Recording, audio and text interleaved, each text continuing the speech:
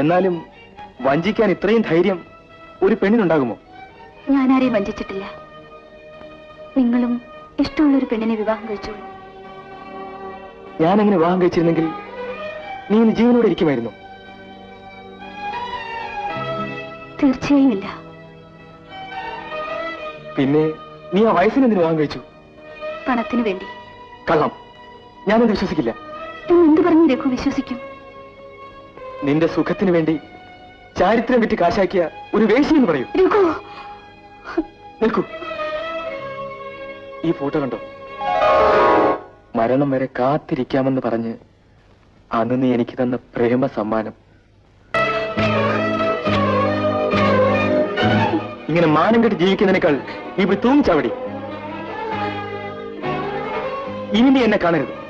ഞാൻ മരിച്ചെന്ന് കേട്ടാൽ കൂടി എന്റെ ശവം കാണാൻ പോലും നീ വരാൻ പാടില്ല.